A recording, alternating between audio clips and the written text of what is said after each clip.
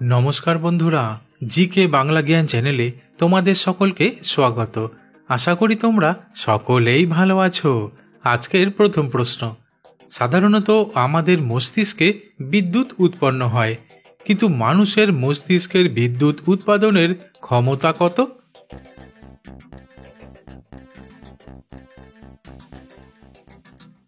উত্তরটি হলো, মানুষের মস্তিষ্কে প্রায় ৮৬ বিলিয়ন নিউরন থাকে। তবে এই নিউরনগুলো যখন সক্রিয় হয় তখন তা বৈদ্যুতিক সংকেত তৈরি করে, আর এই বৈদ্যুতিক সংকেত একত্রিত হয়ে প্রায় ২০ ওয়াট শক্তি উৎপাদন করতে পারে, যা একটি ছোট এলইডি লাইট জ্বালানোর জন্য যথেষ্ট। প্রশ্ন, পৃথিবীর কোন দেশে শিক্ষার হার সব থেকে বেশি?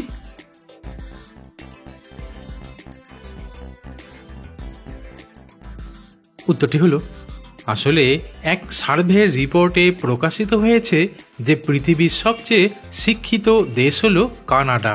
কারণ কানাডা দেশের ৫৯.৯৬% মানুষ শিক্ষিত।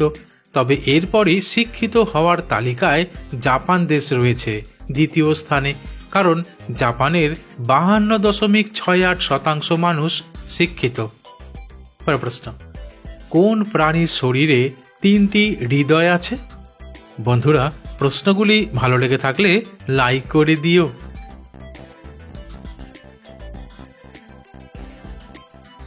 উত্তরটি হলো, শুনে কিছুটা অদ্ভুত লাগলেও আসলে অক্টোপাসের শরীরে ৩টি হৃদয় আছে, কিন্তু অক্টোপাসের ২টি হৃদয় তার ফুলকায় রক্ত পাঠায় এবং একটি হৃদয় বাকি দেহে রক্ত সঞ্চালন করে।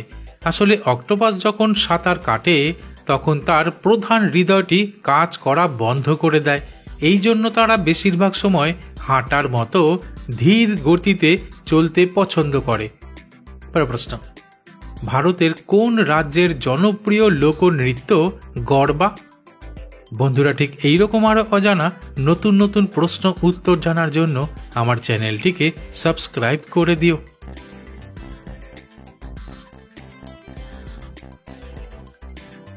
উত্তরটি হলো, ভারতের গুজরাট রাজ্যের একটি জনপ্রিয় লোকনৃত্য হল গরবা, যা মূলত একটি সাংস্কৃতিক এবং ধর্মীয় নৃত্য।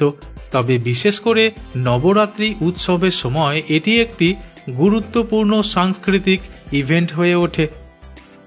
প্রশ্ন, যে কোনো খাবার বা খাদ্য উপাদান কিছুদিন পর নষ্ট হতে শুরু করে, এটা আমরা সকলেই জানি। কিন্তু পৃথিবীতে এমন কোন খাবার আছে যা কখনো নষ্ট হয় না?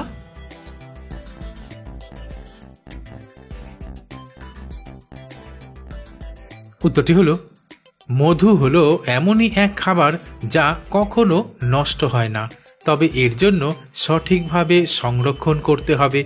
আসলে মধুতে জলীয় উপাদান মাত্র ১৭% থাকে, যা ব্যাকটেরিয়া বা ছত্রাকের বেঁচে থাকার জন্য অপর্যাপ্ত।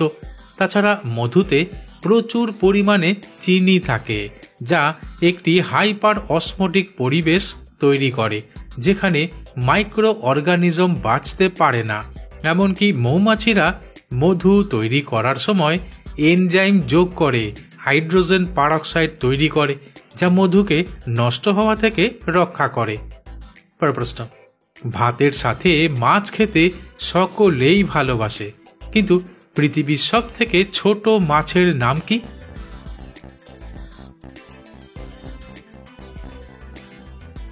উত্তরটি হলো, পৃথিবীর সবচেয়ে ছোট মাছের নাম হলো পেডোসাইপ্রিস প্রোজেনেটিকা, যার পূর্ণ বয়স্ক মাছের দৈর্ঘ্য মাত্র ৭.৯ মিলিমিটার।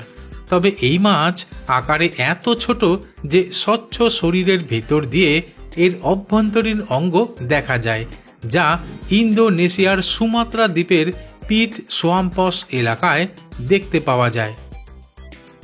প্রশ্ন, দুঃখ পেলে সমস্ত মানুষই কান্না করে, আর কান্না করার সময় চোখ থেকে জল পড়তে শুরু করে, কিন্তু কোথায় গিয়ে কান্না করলে চোখের জল মাটিতে পড়ার পরিবর্তে চোখের আশেপাশে জমাট বাঁধে?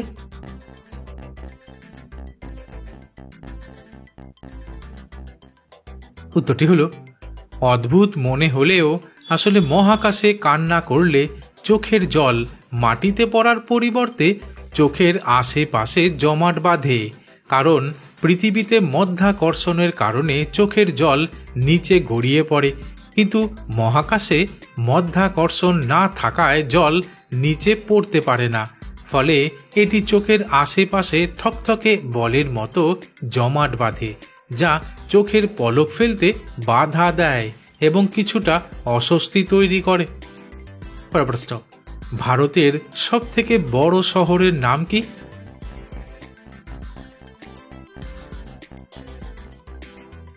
উত্তরটি হলো, ভারতের সবথেকে বড় শহরের নাম হলো মুম্বাই শহর, যা ভারতের পশ্চিম উপকূলে অবস্থিত।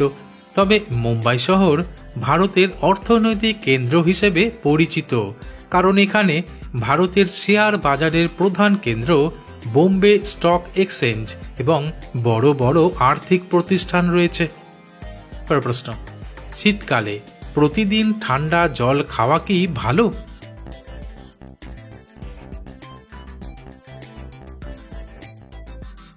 উত্তরটি হলো, আসলে শীতকালে ঠান্ডা জল খাওয়া শরীরের অবস্থা, পরিবেশ এবং ব্যক্তিগত স্বাস্থ্যের উপর নির্ভর করে। তবে যাদের শরীরের তাপমাত্রা বেশি থাকে বা যারা ভারী কাজ করেন, তাদের ক্ষেত্রে ঠান্ডা জল শরীর ঠান্ডা রাখতে সাহায্য করে।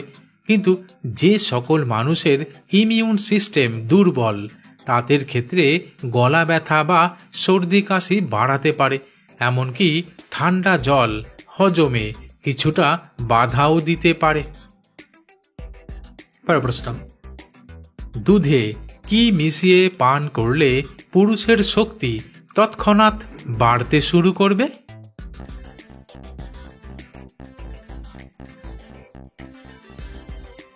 উত্তরটি হলো, দুধে খেজুর মিশিয়ে পান করলে। প্রশ্ন, বাতের ব্যথা অনেকের জীবনকে দুর্বিষহ করে তোলে, কিন্তু কোন ফল বাতের ব্যথা কমাতে সহায়তা করে?